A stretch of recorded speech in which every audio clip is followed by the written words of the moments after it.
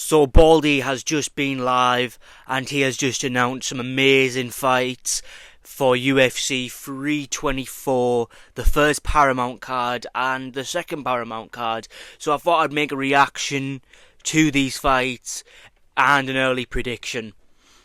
Now, if I was to tell you in 2023 that Paddy Pimblett would be fighting for a title shot, an interim title shot against Justin Gaethje, you would laugh in my fucking face, and you'd probably throw whatever fucking drink you were carrying, probably a latte because you're a faggot, at me, and yeah, what the fuck?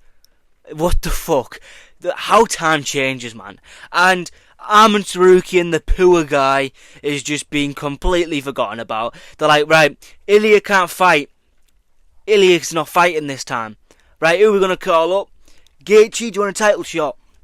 Yeah, well, obviously he doesn't speak like that, does he? He kind of speaks in pure brain damage. So they bring up Gaethje, and then, he just kind of mumbled and like, Gaethje, just pass it over to your manager, he'll answer for you. Because, he speaks like the guy of the Goonies. The fucking troll thing. He speaks like with that fucking thing. And then they ring Paddy Pimblett. And then he's just like, yeah, course, lad, course I'll fight him. Course I will, I'll cave his fucking head in, lad, course I will. And, yeah, the fight was made. Arman Tsarukyan wasn't even thought about at that moment. They probably forgot he even had a fight at that rate. Because it was that underwhelming.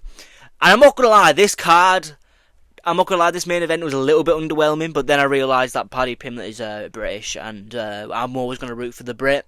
And as well as that, I will be choosing Paddy Pimblett to win this fight, because I think he will get Justin Gaethje down eventually, and when he does get him down, he's going to get him down, he's going to punch his head in, like pure damage-based fighting. It's not going to be laying in top position, entering your 24th minute of a fight on top position, landing a significant strike record of 7 strikes. I know. And then some people will be like, yeah, 7 strikes in a 24-minute fight, let's go. But, Paddy Pimblett actually, throws shots and, cuts open his opponent, makes him look like a bloody mess. And, yeah, I think that's pretty based. And I do think he is going to open up Gaethje. He's got so much scar tissue. There's so much, tape to watch on him, too. So I think Paddy's going to make a great game plan on it. He's going to beat Gaethje. He's going to cut him open. He's going to brutalise him. I think it will be a close fight, especially on the feet. I think that leg kick for Gaethje is just going to be there all day. In the pocket, I worry for Paddy. It is a close fight, but I just think Paddy will get him down. And I think when he gets down, Gaethje does not have the IQ to be grappling in any sort of scenario. I was rewatching the Khabib fight. There was so many moments where he could have just abandoned ship. You know what I mean? It's kind of weird, but yeah. What can I say? But we'll move on to the next fight, which is the co-main event. And the co-main event is Harrison versus Nunes. And I'll be honest, I don't really watch women's MMA. It's kind of like a 30-minute break for me, where I can just order a pizza, if any are open at 3 AM in the UK, well more like 4 AM, 5 AM. But yeah, I will be choosing Nunes because the GOAT Demetrius Johnson said he thinks he will run straight through Kamala Harris, I almost said there. What the fuck? Why did I say Kamala Harris almost? Kayla Harrison, I think she'll run through Kayla Harrison because Demetrius Johnson said so. And I do think they did just scramble for a main event. They did just scramble for a main event for this card because they were like, we can't have I almost said that again. We can't have Kamala Harris fighting Nunes for the fucking women's title. We can't have that. So they quickly ran Paddy, obviously, and we've already been through this. They ran Paddy, they ran Gaethje, and they got that fight done. I'll be honest, I'm not really interested in this fight. I just want one of them to win quickly so we can get straight into the main event. But let's move on to the next fight. And for the feature fight, Sean O'Malley is back and he's fighting Song Yadong. And I think this is a perfect fight for him to come back to. Someone who's he is very hittable. He is kind of stationary. He does kind of stand there a lot. He does try and fight with you. He's on the feet. Doesn't really shoot takedowns too often, but he does shoot them now and then. Yeah. Sean O'Malley, man. I do love Sean O'Malley's style. I wish he was still the champion, but instead, we've got to enjoy Merab's holding you against the fence and kneeing your ass. It's just a problem we have in the division and a lot of the other divisions. But yeah, but Sean O'Malley, man, at least he's still in the UFC. He didn't retire or anything, and he's still going to give us some entertaining fights. Don't like him as a personality, but his fighting style, no one can deny how fun his fighting style is. And Song Yudong, you know he's going to come to the event and he's going to scrap. And for a prediction, I will be choosing Sean O'Malley to probably KO Song Yudong within the second or third round. This is a 3-rounder, so we haven't got to worry about like gas tank issues. Even though I didn't really think that Sean O'Malley had gas tank issues, I just thought he was fighting Merab, whose just entire career comes through having a gas tank. And yeah, I do just think Sean O'Malley's going to style on him, to be honest. I think he's going to style on him and get a very dominant decision. But I do like Song Yudong. He does have a very good chance of winning this one. But I just think Sean O'Malley's a different level striker. Like, he is the best striker in UFC, in my opinion. He is. He just is. I think if you could bulk him up and he could fight like a Volkanovski, who I think is probably like second or third on the list, he would probably beat Volkanovski, man. Like, you know, it's just straight striking match. Straight striking match. Like, this is not a casual take. I know it sounds casual, but like, Sean O'Malley is the best striker in UFC history. I'd say he's the best ever. It sounds casual, but it's not. I don't know why I'm like double downing on it. It should be a popular take. I don't know why. But let's just move on to the next fight. Waldo Cortez Acosta will be making a quick turnaround fight, fighting Derek Lewis, making his return from KO Talison Teixeira, who I thought was going to knock him out. Bit retarded from me. A bit of a retarded take from me. Where is Teixeira? Has he fought since that fight? Probably not. But yeah, Derek Lewis is back, and I think Waldo Acosta's going to knock him out, to be honest. But Derek Lewis is kind of like the fraud checker of the heavyweight division, you know what I mean? He might just like pull out some weird KO, you know what I mean? I don't know, but yeah, this is kind of like a cool fight to have on the card, just two fatties on the card. It's great. We always got to have two fatties on the card, and I ain't complaining, trust me. I don't mind this fight. Can he not be on the prelims? Like, why is Umar on the prelims and Derek Lewis, the literal journeyman of heavyweight, is on the fucking main card, while like Umar is like one of like the better fighters in the division, and he actually for once, Dagestani had a slightly entertaining. No, it was very entertaining. I'm not even going to say slightly entertaining to be a bit derogatory. It was very entertaining against Mario Bautista. But I don't know. But let's move on to the next fight. Arnold Allen is finally back. He is back from his 50 fucking injuries, and now he's back. He lied to us all, saying he's going up to lightweight. He just lied about that. He's actually fighting at featherweight against Gene Silver. No tune-up fight. Probably fighting the fourth best featherweight, probably the fourth best.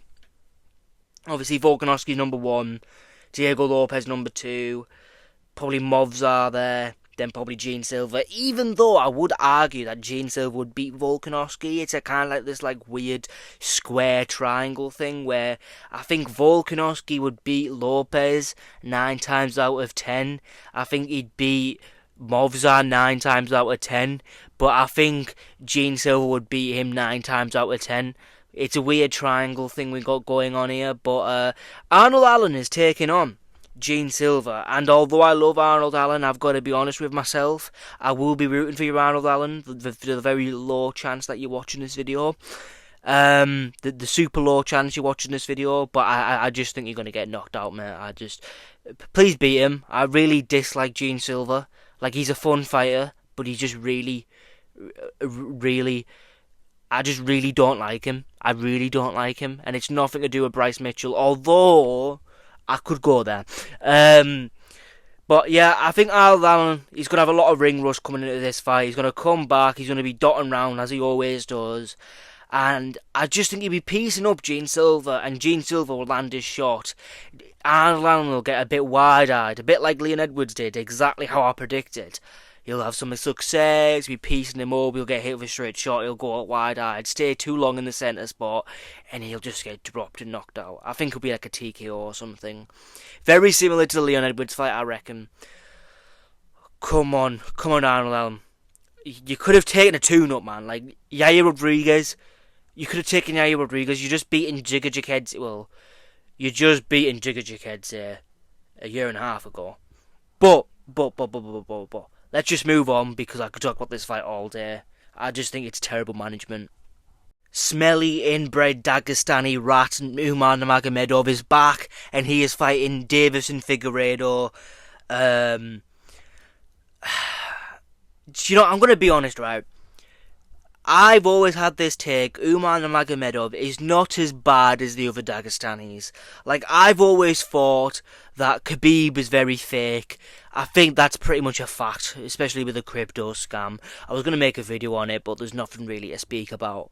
I've always thought Islam is pretty fake too. I've thought a lot of them are pretty fake, but I've always thought Umar was pretty genuine. I also think he's a little bit fake, but compared to the rest, he's a little bit genuine. And as well, he is a fun fighter. He's a fun fighter. Islam's fun too. Khabib has his moments. They're all not that bad in terms of like excitement. Obviously, if you talk about Islam's last fight, then it's a different story. But Umar's last fight against Mario was really good. In fact, I'd go to the extent and say, if he fights like that all the time, this could be my new favourite fighter in the division, and maybe I have to change the channel name. But yeah, he's gonna run through Davison Figueiredo. Like, Davison Figueiredo is kind of like a human punching bag. He throws a shot every 1 minute. Stands there awkwardly, like stiff as a fucking rock. Like he's so stiff, it's weird. Has he fought recently? I feel like he's fought recently, but like I can't remember when, who, and why. I know he lost to Sanhagen. He pulled his fucking knee out. But he fought another guy. He fought a black guy, didn't he? I just can't remember his name. He fought recently. Was it in Rio with the Oliveira card? Montel Jackson was the name. Montel Jackson. I definitely didn't Google that. He fought Montel Jackson, and now thinking about it, he looked very mid against Montel Jackson. And yeah, I think we're starting to see the decline of Davison Figueiredo. So yeah, I think Umar's going to run through him. I don't think it'll be a knockout, obviously. And yeah, I love the way I just said he's entertaining. But the minute it comes to a knockout, I said obviously. I love the hypocrisy, but like this is what we got to do to make money. So yeah, Umar. I think Umar's winning. But what can I say? And the Australian card was announced. It is Volkanovski versus Lopes too. Don't know why this fight's being made, especially against a dangerous fighter like Lopes. Volkanovski's only getting older and older and older. Just why would they make this fight? It's supposed to be his retirement fight, supposedly. Ariel Helwani's made that, and he's kind of trustable source now, I guess. But Volkanovski will be fighting Lopes in a rematch, and I'm going to go with Volkanovski, but I'm going to be honest, when I said 9 out of 10 times Volkanovski beats Lopes, I will not be lying when I say this could be that one time, you know what I mean? This could be that one time. Like, prime Volkanovski, wouldn't be worried whatsoever. He might get dropped, he'll get back up and tough it out. But this is 37-year-old Volkanovski, and I'm not gonna lie. When I saw his ranch video showing off his new, like, farm ranch thing, you know, I had to re-watch that Ilia Topuria knockout and the Islam Makhachev knockout. Almost became a Dagestani fan, by the way. Yeah. I'm very jealous, but I'm proud of you. We're all proud of you, Volkanovski, you know what I mean? We all like you. You battled from getting, supposedly, robbing Holloway in the rematch to a fan favourite. I rewatched that the other day, and I still don't understand how anyone thought Max Holloway won so clearly. I genuinely thought Volkanovski clearly won the last 3 rounds. Not clearly, it was close, but still.